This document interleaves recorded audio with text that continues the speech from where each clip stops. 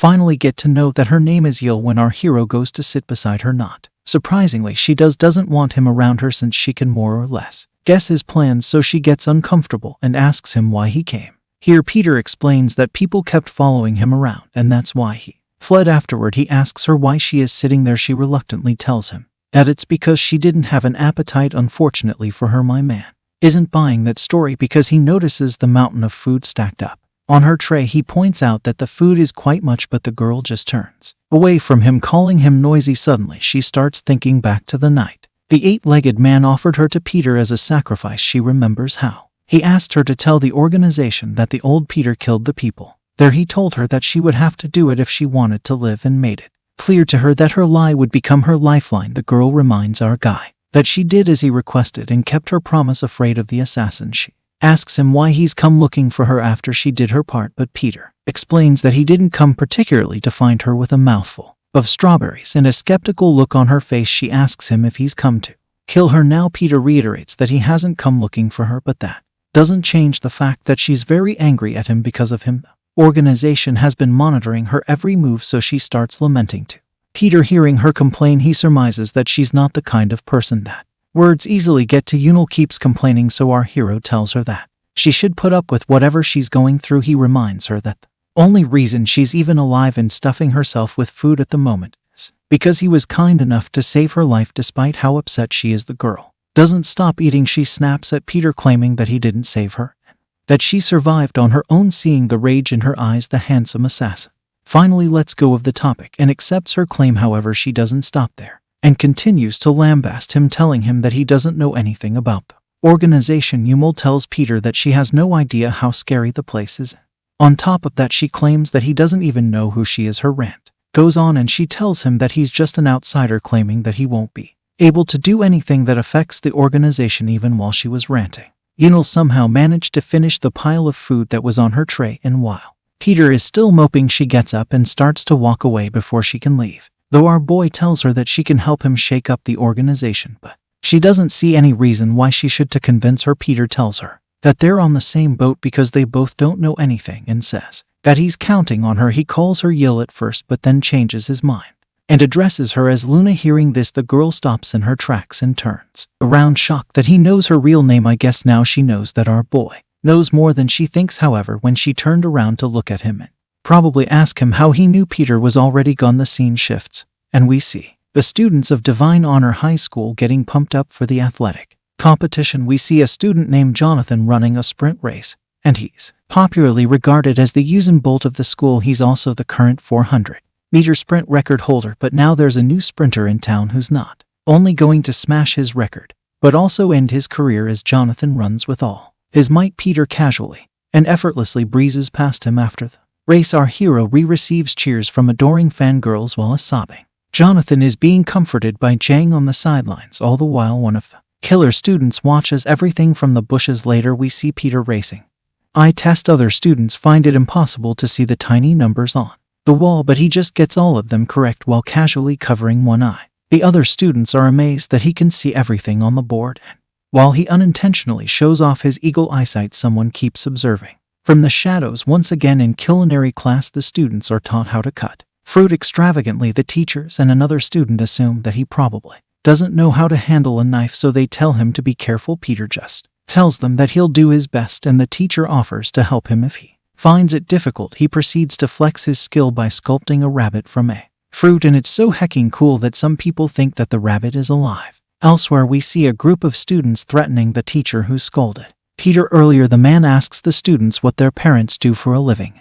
Instead of answering, the mob accuses him of mocking their parents. The ringleader then punches the teacher to the floor when he tries to exercise his authority. The rascals even go further and threaten to sue him and get his license suspended if he dares to try and punish them with penalty points. They warn him to sit there and not mess with them before deciding to upload the recording of the teacher on TikTok. Just then they see Peter heading their way. He asks them if they hit the teacher, but the students just tease him because he talks like old man. The assassin challenges the ringleader, who tells him to leave and spits on his shirt. Peter just glares at him, so the guy gets upset and warns him to leave if he doesn't want to get killed. He then takes a swing at Peter, but of course it's dodged as usual. He tries over and over but keeps missing because His target is too nimble. The spectacle turns hilariously ridiculous, and even his minions start laughing at him. Peter then sweeps the guy's feet off the floor. Another one tries to hit him with a brick from behind, but he punches it too.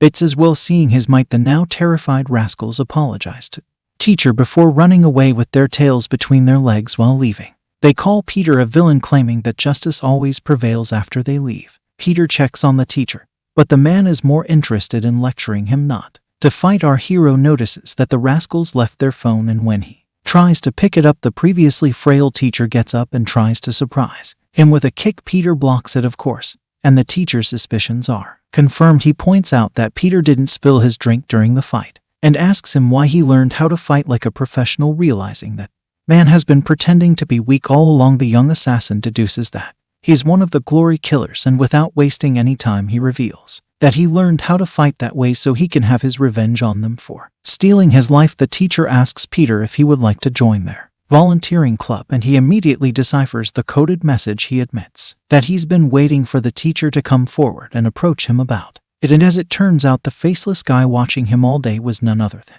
the teacher. Peter agrees to join the volunteering club, and the teacher takes him to the secret class where the various glory club killers are fostered. The moment Peter opens the door, he's surprised to see a very normal-looking classroom. The students inside look so average, and some even look like nerds. The teacher says that this is the place where they raise killers, but our boy is just disappointed by everything he's looking at. The teacher then takes the podium and introduces Peter to the rest of the class, telling them that he's a new volunteer who will be working with them going forward. When Luna sees him, she's visibly horrified that he has already made it here. She wonders why he came, and when she catches him looking at her, she prays in her mind that he doesn't say anything to her that would blow her cover. Thankfully, he just gives her an awkward wink. I guess the old man in him is still very much active, but unfortunately Ya finds the wink more scary than awkward because she's afraid that it means he's going to kill her. Peter looks back at the rest of class and introduces himself properly, thanking them for the warm welcome. He says this with a gentle smile,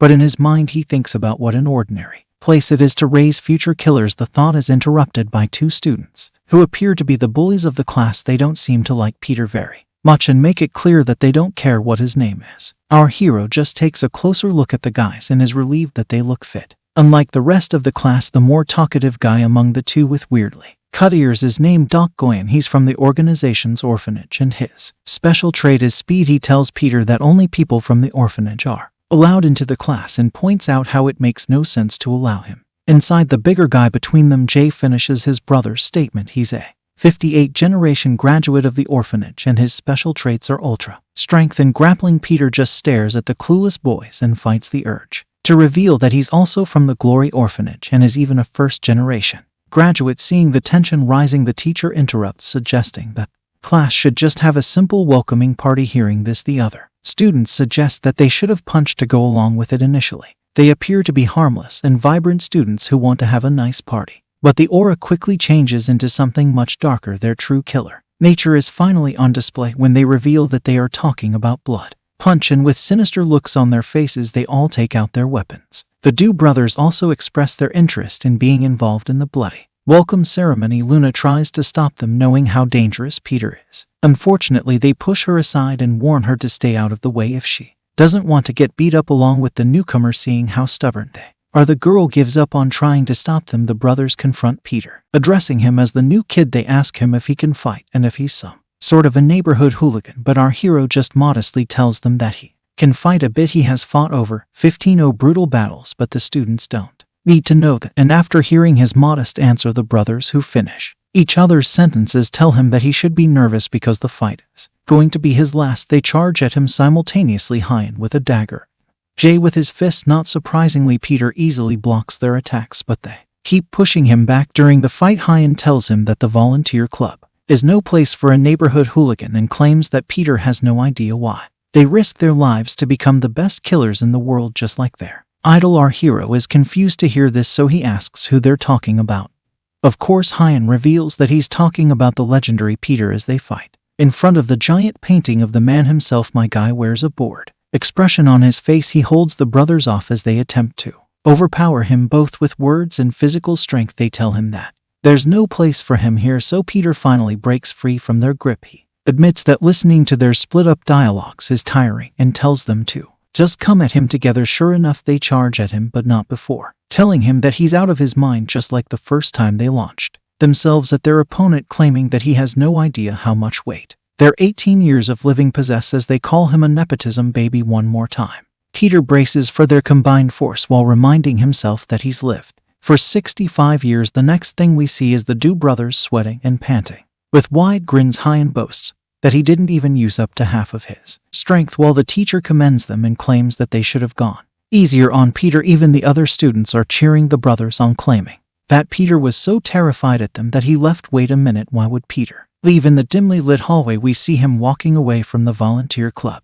Luna confronts him, asking him why he's underestimating the club. Peter claims not to understand what she's talking about, but the girl replies that she's smart enough to see the truth. She explains that she was watching his fight with the two brothers earlier, and accuses him of not putting any strength into his fists at any point. Peter pretends to be confused and claims that he always does his best during fights. Unfortunately for him, the sharp girl is in any of that crap. She accuses him of lying and reveals that she can prove it.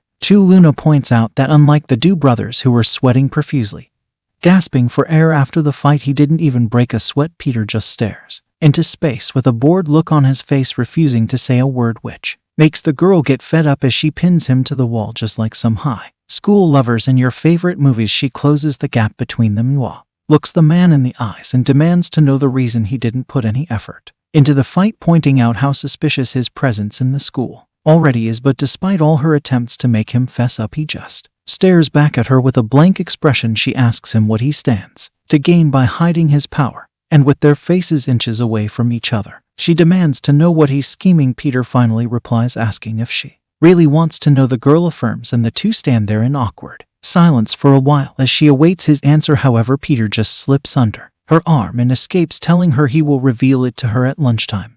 Following day, as she watches him leave, the girl can do nothing but stand there in frustration. Later that night, we see the bus driver feeling excited that he got paid a whopping $1,000,000 just for renting the bus. As he skips away, thinking about how lucky he was, a man in glasses calls out to him. The driver expected a lot of passengers, but the man reveals that it's just him that would be going. Moreover, the dude seems to carry a ridiculous number of suitcases with him as well. Either way, the driver offers to help him load them up, not feeling so lucky anymore when he thinks about how many suitcases he would have to carry. He's interrupted, however, when the man in glasses creepily asks him if he would like to bet on something. In a very ominous manner, he tells the driver to try and guess what's inside the suitcases. The scene shifts, and we see that the two have started their journey. The driver is understandably frightened by the man in glasses, who clearly looks dangerous, as the driver thinks about how he didn't accept the bet, but is very certain that he saw one of the suitcases moving the next day at school. The Glory Killer's instructor briefs the students on a new quest. He informs them about the client Choi Yuching, who is the Dia Group's chairman and one of Glory Club's biggest sponsors. He tells them that the team that succeeds on the quest will be rewarded with a volunteer certificate along with the chairman's recommendation. In other words, the winners will officially become Glory Killers. The instructor then proceeds to reveal what the quest is all about. He tells them that it involved recapturing. There have been some recent kidnappings of teenagers, but one of them happens to be the chairman's only son. One of the students points out that they can easily leave the rescue mission to the cops, but the teacher explains that the chairman wants revenge after breaking it down to them and explaining that the mission is simply to save his son. The instructor asks them to indicate interest by a show of hands. However, none of the students are interested in the rescue mission. The instructor is shocked to see them all standing with their hands behind their backs, so he reminds them that they will have to spend 2 more years to become official killers. If they refuse the offer, he urges them to grab the opportunity to quickly acquire their certificates. But the students remain unfazed. Some of them even start pointing out that the task should have been handed to adults and not to them. But just then the Dako brothers interrupt, claiming that they're the only ones capable of accomplishing the task. The brothers quickly notice that they're not the only interested parties, because Peter and Luna have their hands up as well. Peter tells the girl to stop copying him, but she claims that her hand has been up since before, like the killer that he is. He threatens to cut her hand if she's lying, but the girl urges him to stop the nonsense. The two brothers are pumped up for the mission and ask the teacher if they can just go in and beat up a bunch of people. The instructor tells them that it is not the case, informs them that they need to follow certain conditions. Hearing this, Peter gets excited, knowing that he's finally gotten his chance to become an official killer in the organization. Unfortunately, he's disappointed as the scene shifts, because him and the other contestants would first of all have to play as much as they want since they're recovering the hostage at an amusement park of all places. What's going to happen in this park? Will the regress assassin go on a date with Iwa to kill the time, or is it going to end up as one big mess with a shitload of killing?